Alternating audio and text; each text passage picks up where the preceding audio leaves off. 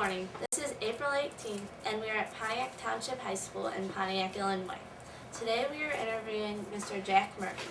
Mr. Murphy was born on November 17th, 1931, and fought in the Korean War. The interviewers today are Courtney Kaufman, Caitlin Schultz, and myself, Kaylee Sawyer. Taylor Brinkman will be operating behind the scenes, and we are all students in Advanced Placement U.S. History. Were you drafted or enlisted to fight in the Korean War?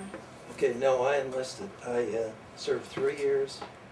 I went to enlist in the Marine Corps, and I talked to a friend of mine into joining the Marine Corps with me, and we went up to Chicago, took the exam.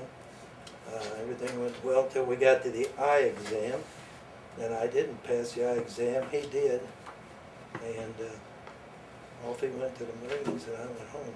But he became the basketball coach at Central Catholic down in Wilmington, and I think every class that's come through Central Catholic probably heard about how I talked him into going to the Marines, and I went home.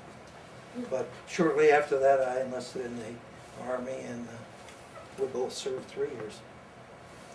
What were the most memorable experiences from your training for the war? The most memorable probably experiences of my training was I went to Fort Leonard Wood, Missouri, and took engineer training. I really only touched one weapon, a M1 Garand rifle, and volunteered to go to Korea.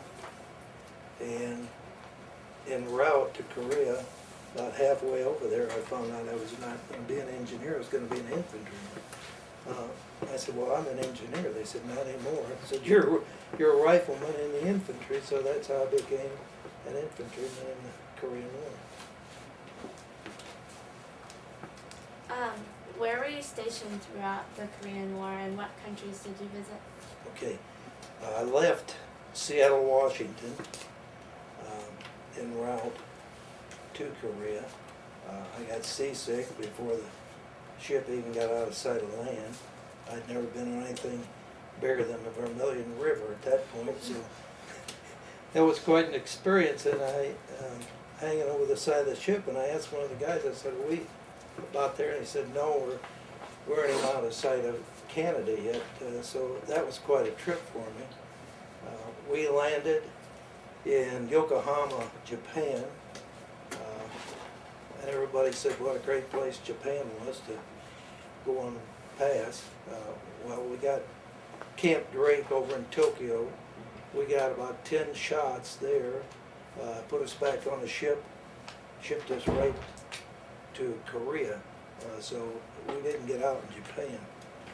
Landed at Incheon, which is main port for the city of Seoul, and from Incheon we went to the 25th Infantry Division rear, which was at Yangdang-po, and of course everything was pretty well shot up at that point, so that was my trip to Korea. What were your jobs or assignments in the infantry, and did you ever face combat? Okay, I was a rifleman when I got there in a C Company, 14th Infantry Regiment, 25th Infantry Division. When I arrived to the unit, they were in a blocking position, which is you have 2 regiments on line, 1 regiment right directly behind them in a blocking position. So I got there, it was evening, it was just turning dark, to my unit, and I heard, the loud noises from the north. I said to one of the guys there that had been with the unit, I said, they must be having thunderstorms up north there. I said, you've had some bad weather? He said, that's not thunder, that's artillery. I thought, oh boy. I wondered what I got myself into. We moved from that blocking position, we moved to an outpost in the area that called the Iron Triangle near Kumwa. And we went up onto the outpost, and well, we came under fire the first evening we were up there. We got shelled by artillery, and It was pretty scary your first time. You know, I had grown up in Cornell, and the farthest I'd ever been from home was Wisconsin to my relatives. So I'm thinking, boy, what did I get into here? So anyway, that was my first experience with combat. Yeah, we were online the whole time I was there. We were either online or right behind the line in blocking position. So can you tell us more about what the Iron Triangle was and like what part you played in? Sure. The Iron Triangle was an area in central Korea. It was composed of 3 cities, Kumwon, which was near where I was, Chorwon, and Pyongyang. And that was a sort of a valley that ran from the north to the south, and it was an area that the Chinese, who happened to be in that area, had used to attack from. So even though the lines were between the Chinese and the UN troops was somewhat separated, it was considered to be a very dangerous area because most of their attacks would come right down through that area. So that was the Iron Triangle. Directly in front of us was a big hill. We called it 1062. That was its elevation. And the little black line along in that picture shows where our main line of resistance was. And of course you can see that the high ground was held by the Chinese. And so shortly after I got there, I'd say within the first 2 weeks of my time there, we were pulled off that outpost and sent back to make an attack on that hill 1062, which was later called Papasan. And we, our regiment, 14th Infantry Regiment, was to attack up one side of the hill. The 35th Infantry Regiment from our division was to attack the central part of the hill, and then the Turkish Brigade, the Turks were attached to the 25th Infantry Division, and they were to go up another side of the hill, and then the 27th Regiment, which was our 3rd regiment in the division, was in blocking position ready to come in and support whichever regiment needed help. It got to the point where they had issued special rations called assault rations, and we were ready to go the next morning, but the heavy fog was hanging over it. The P-51 planes came in for support, but they came in low, but they couldn't get any attack on the hill because of the heavy fog, so it was called off for a day. And the second day it was the same thing. The third day, I guess fortunately for us, peace talks began again, and the whole attack was canceled, which was great because they anticipated 50% casualties in taking the hill, so that was fine with me. I think one of the reasons, not only because of the peace talks beginning, but because we had just lost a lot of people with the 2nd Infantry Division over on Heartbreak Ridge, and they really didn't feel like taking this hill. They didn't think it was that important, so that was my first experience. We spent, from the time I got there until right after Christmas in that region, at different places in that region. We ran a lot of patrols out of our positions out into the area between the 1062 and our front lines. There were a lot of, everybody had nicknames for all the hills. One was Sniper Ridge and different things. And so when you went on these patrols, you didn't know whether you were going to come in contact with the enemy or whether you were just running a routine patrol. Sometimes you did, sometimes you didn't. So you could never really anticipate just what was going to occur. Sometimes we'd get into firefights with the Chinese. Sometimes, just went routine and we came back in. One of the things I remember was bitterly cold there. The winters in Korea get down below 0. Roughly the temperature of northern Minnesota, and there were a lot of hills. The hills and the cold are the things that I remember probably the most about it. You mentioned Heartbreak Ridge previously. Could you tell us more about that? Sure. Our division rotated east to an area that was called the Mundunee Valley, which is where the Heartbreak Ridge was. That area had been captured by the 2nd Infantry Division about the time that I arrived there, and they had lost a lot of people on Heartbreak Ridge. They got that name because of all the casualties there. Actually, it was a series of ridges in the Mundunee Valley, and when we moved up into Heartbreak Ridge, it was considerably different than where we had been over in the Iron Triangle, because the lines were so much closer together, and also because we were facing now the North Koreans. We had faced the Chinese before. The North Koreans, I think, were much more aggressive as far as making contact with us. So we moved into position Heartbreak Ridge, and we looked across. Well, it was right next to us. It was closer than from here over to probably the rec center, and which is pretty close. And there were the North Koreans, and they would snipe at us. They fired artillery, mortars. We ran patrols out in the small area between us and them, a lot of night patrols, and that was pretty tough duty in the Heartbreak Ridge region. Even though it had been taken, there was still a lot of combat going on in that area. What role did you play in the Punchbowl? The Punchbowl was even further east, just a short distance from Heartbreak Ridge. We moved east, moved into the Punchbowl region, and it got its name because it was like a huge bowl. When we moved over into that area from Heartbreak Ridge, before we went on to the front line, we kept seeing the helicopters coming off the front line. Now, they used helicopters to evacuate the wounded in Korea. They had a small kind of a bubble top helicopter, and then they had places on each side where they would strap the wounded onto them, and then so they would actually be outside the helicopter, and they kept bringing helicopters in, helicopters out. And these were all casualties. They're usually 2 at a time, and there were a lot of them coming out of there. And I said to one of the guys, I said, I'm glad we're not going up into that area where all those helicopters are coming out of with the wounded. And he said, that is where we're going. So within the week, we were up in that position, and of course that was even closer.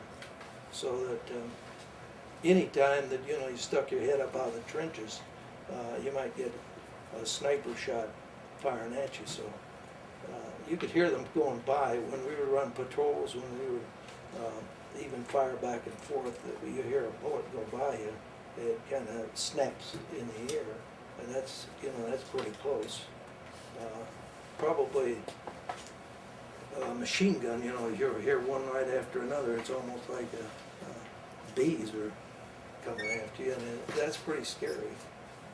I would say the thing that always scared me the most probably was artillery and mortar fire more than the bullets. The mortars, you could hear them drop the mortar shell down the tube. It would hit with a kind of a thump when it would hit the bottom, and then it was on its way. So you didn't know really where that mortar shell was going. It could be coming directly at you. It could be somewhere else. So the anticipation waiting for that thing to land was pretty scary. You really couldn't hear mortar coming in. They were quiet. Artillery shells, you could hear them coming. They would fire, and you could hear them screaming coming in at you. So both scared me a lot. I think anyone that said that they were not afraid in combat is probably exaggerating or bragging, because it's pretty scary knowing that there's people shooting at you. Now you still do what you have to do. You do your job, but you're still scared. Could you tell us about your most memorable experiences? Sure, those are some of them, of course, but I think the thing that gets ignored a lot of times when they talk about the wars is that all they mention is the actual combat part of them, which for us at least was a small period of the time. Most of the time is just miserable living. You're living in a hole in the ground, covered with sandbags. It's bitter cold. It's it's well below zero. You don't go indoors because there is no indoors. You live in that hole in the ground. Your only heat comes from little charcoal burners that you make out of ammo cans from machine guns. And you run a lot of patrols. Sometimes you get shot at, sometimes you don't, but then you're back in. What you eat is mostly sea rations. The canteens, the water in the canteens frozen up, so you had to heat them, and that's how you live. You're up every night. You stand guard every night.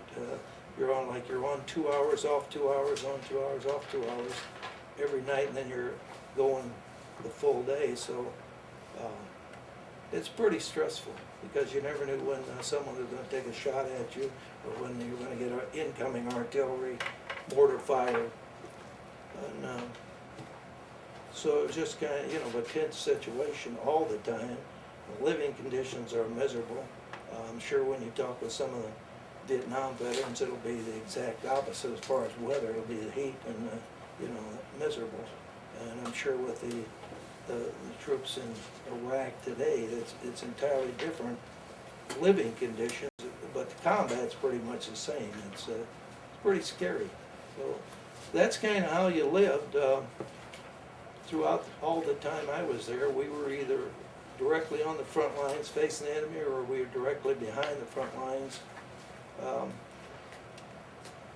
in a blocking position in case an enemy broke through. I think some of the most shocking, probably, experiences that I had was when we had to go up and dig in a gap in the Punchbowl because they expected an attack to come through there by the North Koreans.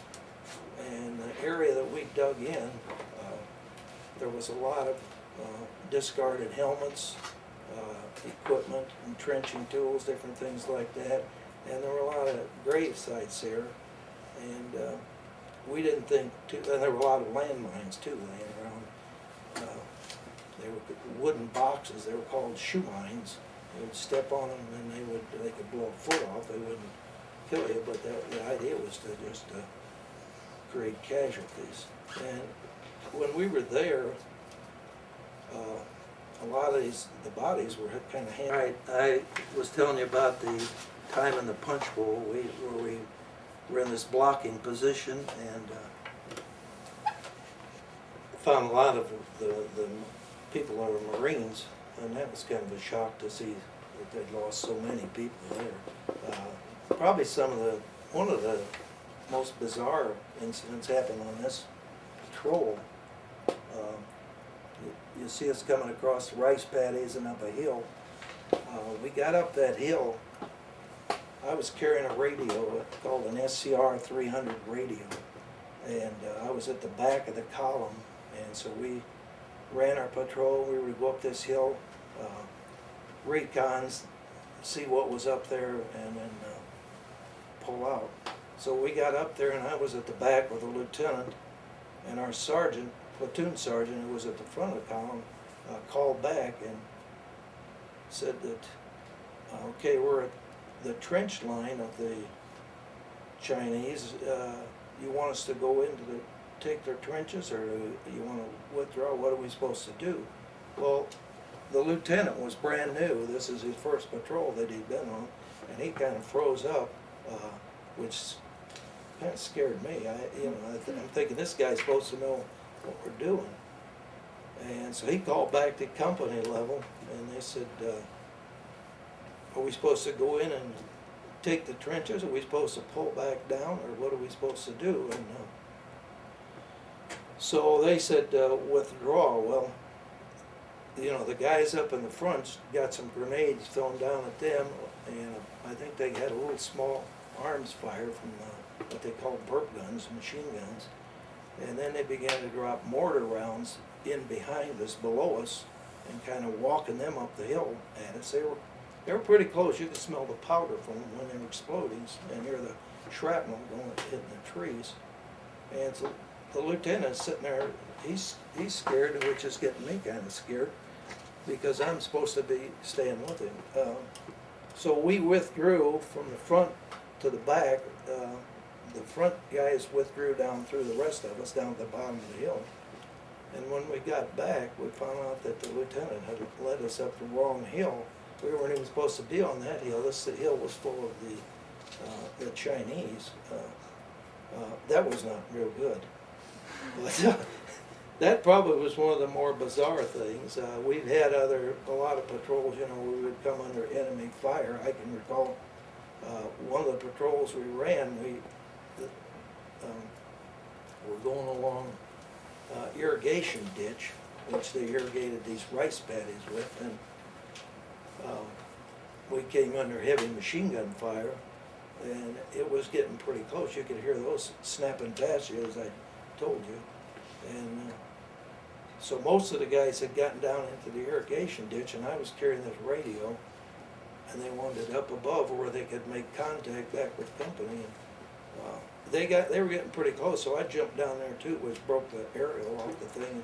There was no contact, but that was all right. I was okay. And the sergeant leading our patrol wanted to engage the people firing on us, and they told him, no, you withdraw. And about that time, the mortars started coming in, and they won the closest probably of them, and it was fortunate I was down in the irrigation ditch, because it landed about probably 4 to 6 feet behind us, and had I been up above, the shrapnel goes straight out, it probably would have taken out a number of us.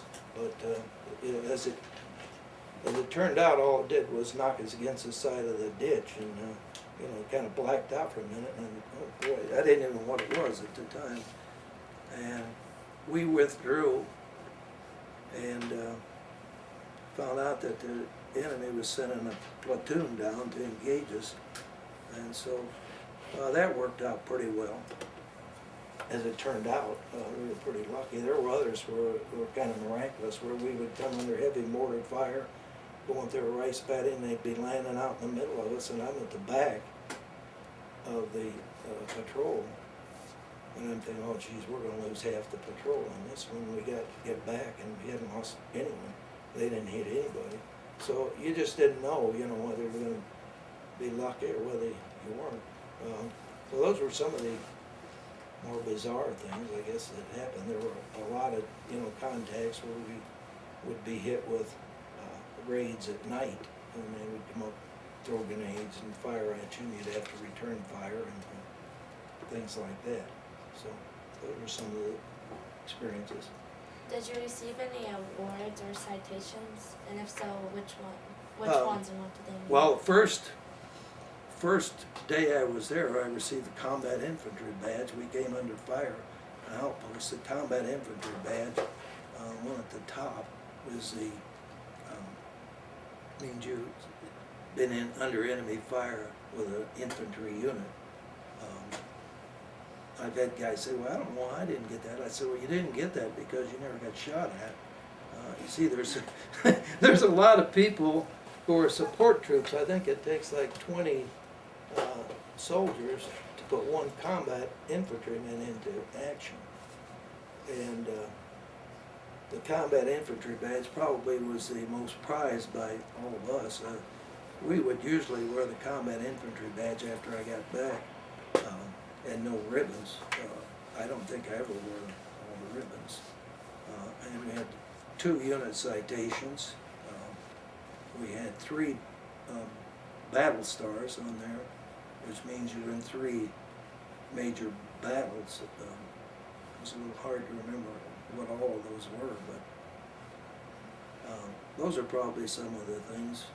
Some guys got more decorations, some didn't. And on the ship coming back, there was soldier from the 7th Infantry Division who had several decorations, I think a Bronze Star and something else on there. So well, we asked him, so how'd you get that? He said, I have no idea. He said, I was a cook, I never saw a shot fired in anger. So you just didn't know, what decorations you were going to get, what you didn't, depending on what the officers turned people in for. A lot of guys with nothing more than the combat infantry badge probably saw far more action than some that, would come home. They talk about the Purple Heart. That was probably the least desirable decoration you could get because that meant you were wounded in action, and nobody particularly wanted to be shot. So, some decorations you got, but like I said, probably the most important to me was the combat infantry badge. Was there anything you had or did as a symbol of good luck? Yes, I carried a Bible in my left jacket pocket, and I marked in it each patrol that we ran. I think it got up to like 35 or 36, something like that. And I always carried that with me. I mentioned that patrol where we got hit with all the mortar shells, and I was clear at the back of that, and I kept saying, well, if you just get me through this, I said, I'll never miss church again in my life. I didn't quite keep that up, but I was pretty scared. And so I carried that Bible with me all through Korea. That was probably the main thing. And in what ways did you stay in touch with your family and loved ones? Okay, we would write home. There was nothing, I know now that the soldiers can make direct contact with home, but then it would usually take about a week for a letter from us to get home and the same coming back. So we wrote back and forth quite a bit, my family and myself and friends back home. But there really wasn't all that much interest in the Korean War back home. They had just come out of 5 years before out of World War II, which was, the biggest war of all, and certainly they deserved the praise that they got as America's greatest generation, which they were. So Korea was a small country. It was about the size of the state of Minnesota, and nobody was particularly interested in it back home, even though we took a lot of casualties. In the 3 years of the Korean War, there were nearly 50,000 casualties. So there were a lot of casualties. I know the first day I got home, I went downstairs in our little store out of Cornell, and one of the guys came in. He said, boy, I haven't seen you around for a while. You've been gone. I said, yeah. And that was they didn't even know that we were gone. They didn't know we were over there, and that was a little town, Cornell. So there was not a lot of interest. I know when the Vietnam veterans came home, you'll talk to them, they were treated badly. For us, coming back from Korea, it was just kind of, you guys back, it quickly went from front pages to second pages to third pages in the newspaper. But it was a pretty tough war, and we took a lot of casualties in it.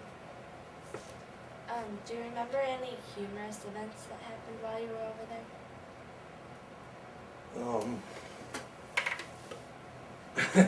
Yeah, there were a lot of humorous things that occurred. Probably some of them I can tell. I don't know.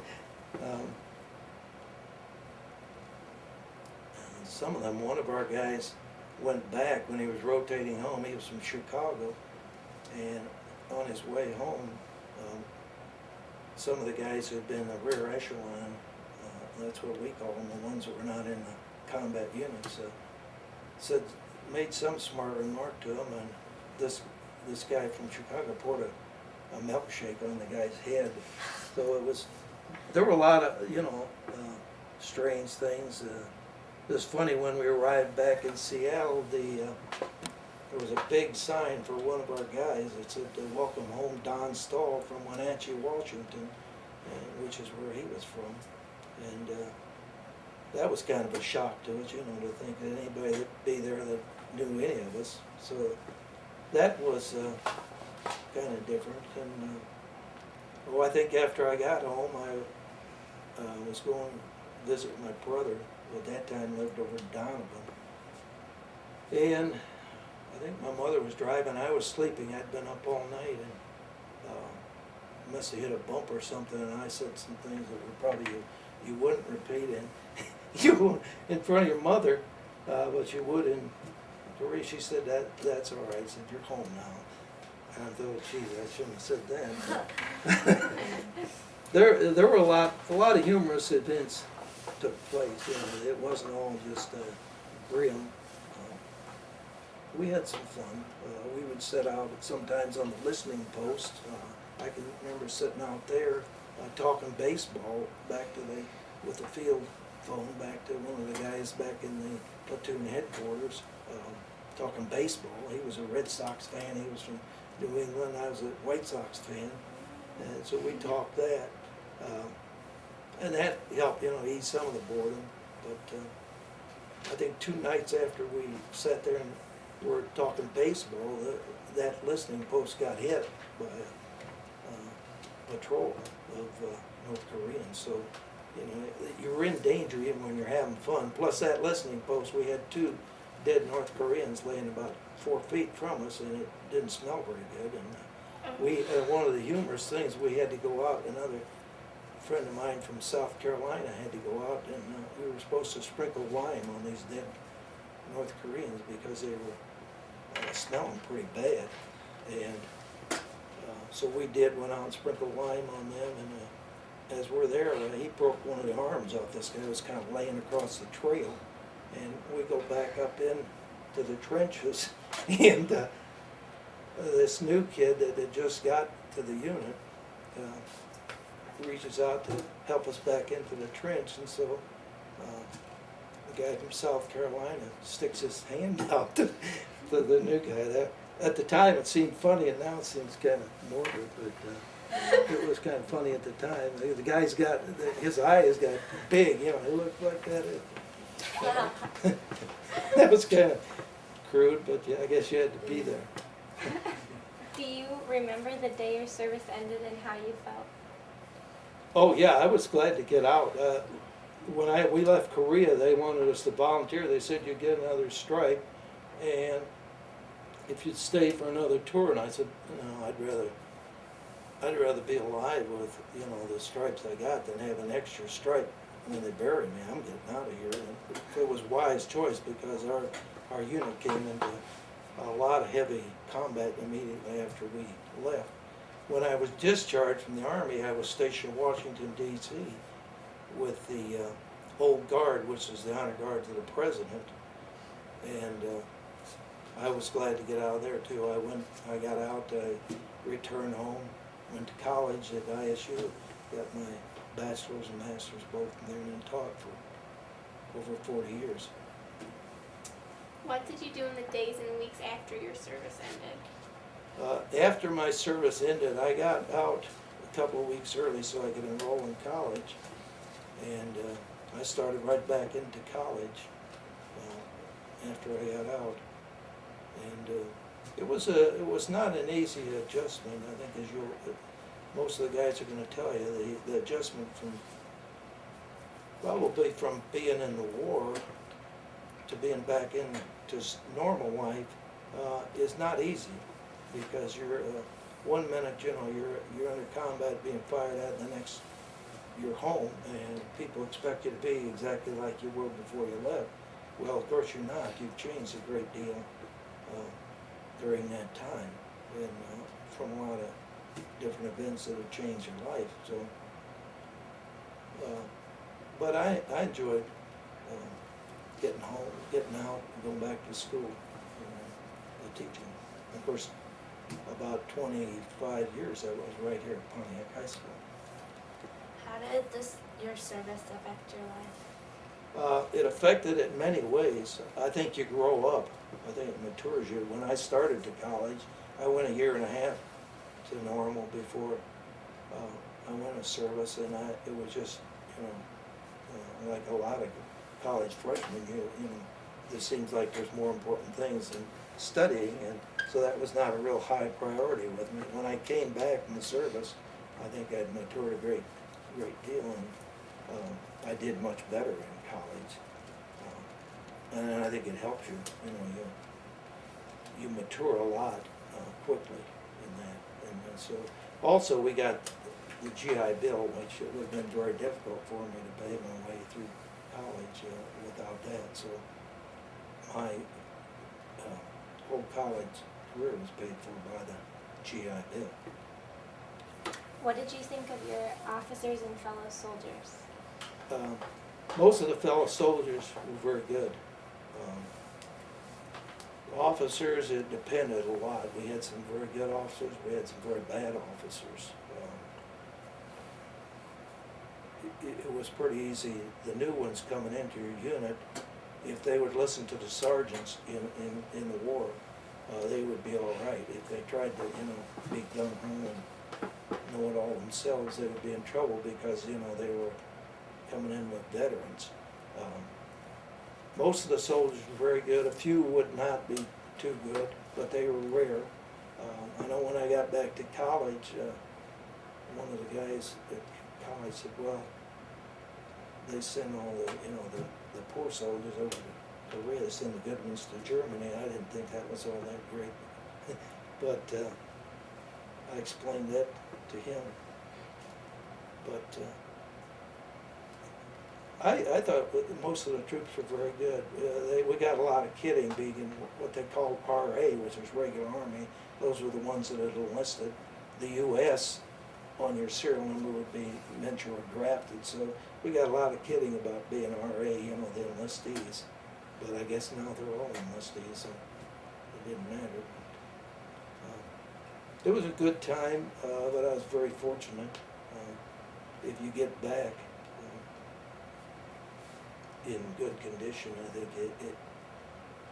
it's good experience, but a lot of guys didn't. I've had people say to me, well, I wish I could have served, and gone to the war and been in that. I said, well, that's great if you're one of the lucky ones. I was one of the lucky ones. I got home reasonably intact, but a lot of guys didn't.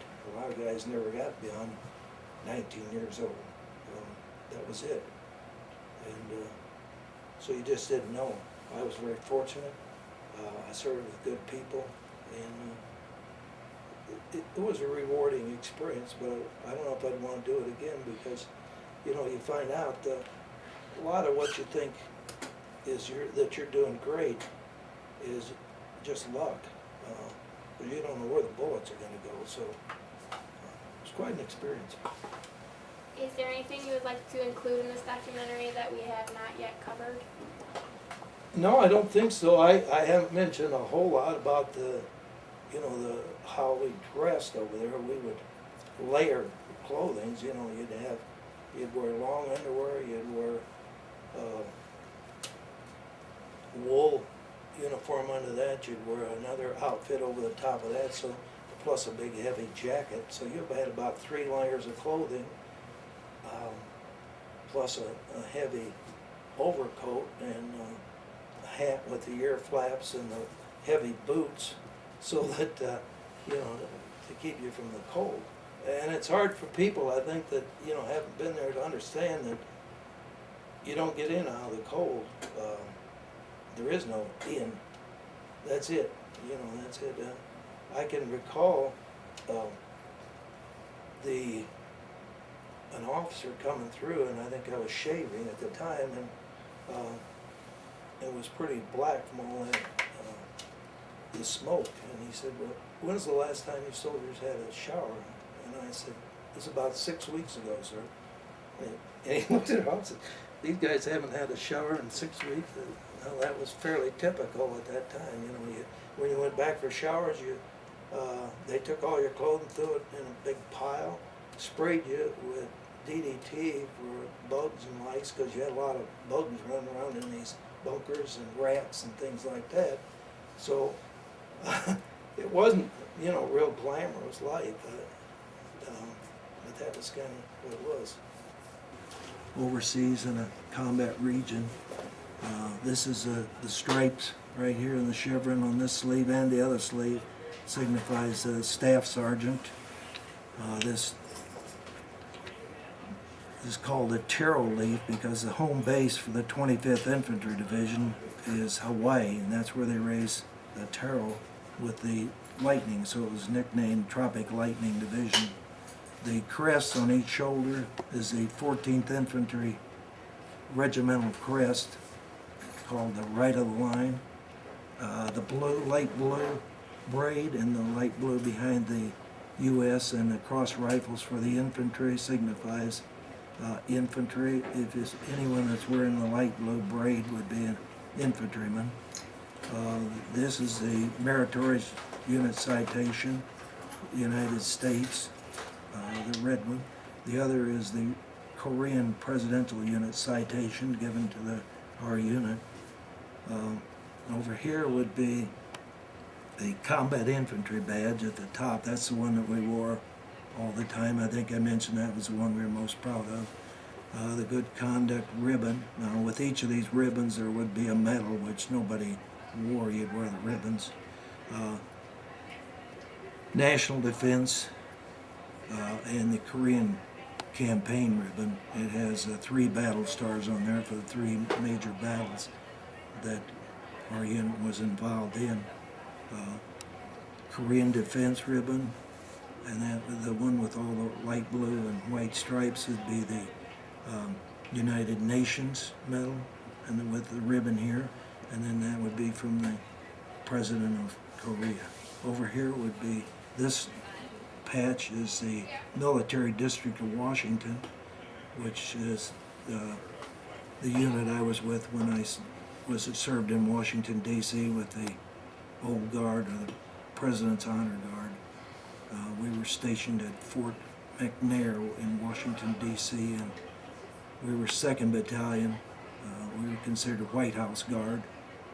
The Tomb Guards over at Fort Myer did the Tomb of the Unknown Soldier, and they also did a lot more of the burials. This down here signified 3 years in the Army. So that's pretty much what's on the jacket. Some of the pictures quickly on there would be our main line of resistance, we call MLR. And in front of us was the big hill 1062, or Papasan, which was where the Chinese were. This is our picture coming off of a patrol. We just came in off a patrol. Our line was, this was a railroad track running along here, and that's my picture right there in the center of that after we came off the patrol. I think at that time I was carrying an M2 carbine. This is another picture taken from pretty much the same area, and then you can see how bitter cold it was. It was well below 0 there. Another picture from pretty much the same area. These are some of the guys from my squad. That's me with the heavy coat on. I think I had stood last guard, and so I still had that all on. The other guys are getting breakfast. You can hardly see that, but they're each holding a little can. This is another photo of some a combat situation. I don't recall that I took that picture, but it's some of our guys. This is a picture of me with that big heavy coat on, a friend of mine who had just given me a haircut, so he thought that was pretty funny. You can see his fingers sticking up behind a haircut there. The guy just took, a clipper and buzzed it off. And but it was awfully cold. We were pretty dirty and pretty cold. This is another friend of mine from Seattle, Washington. That's immediately before we rotated home. I think that was probably June of 1952, and we were back off the line, and we're both smiling. We were happy to be getting out of that place. This was a picture taken when I was home on leave from Washington, D.C., and I was getting ready to go back. And this is one of the patrols. I think I mentioned a patrol that we ran where we went up the wrong hill. We're in the process of going up the wrong hill. right there. And it was just after this picture was taken by another fellow from the platoon that we came under enemy fire. These are some of the, this is a little thing that the kids at the Graymont School, one of them gave me after I talked to them. It's kind of funny. I think she's I believe a second grader. Picture of the Korean area that I was in, the 3 different regions as we moved across to the east. And I think I explained about those. And one of the patrols that we were on made it into the papers, and one of the guys over there sent it back to us, and it read at 11:40 p.m. Tuesday, a United Nations raiding party was fired on by 2 red platoons in bunkers and trenches west of the Mundungnee Valley. Fighting in the full 30-minute skirmish was quite sharp, with the enemy showering the friendly raiders with intense volume of small arms, automatic weapon fire. Allied infantry returned an equally heavy volume of fire before pulling out of the scrap and returning to the main line. Shortly after dawn Wednesday, the same area, a small red group approached, fired on the UN advanced position. That would be an outpost, driven back by friendly mortar and artillery fire. That was one of the patrols that we had run, which was pretty typical of the patrols. I think we may have had a casualty or 2 in that, and I know they had lost some, but that was pretty typical of our area. And this last is the area of the Punchbowl, and just kind of showing the terrain. It was very hilly. We were in the Taebaek mountain region, and it was a big mountain range ran down the eastern part of Korea. So that pretty much is it. All right. Well, thank you, Thank Mr. you. Murphy, for Okay. sharing your story with us. And for the last time, I'm Kaylee Sawyer. Caitlin Schultz. And Courtney Kaufman.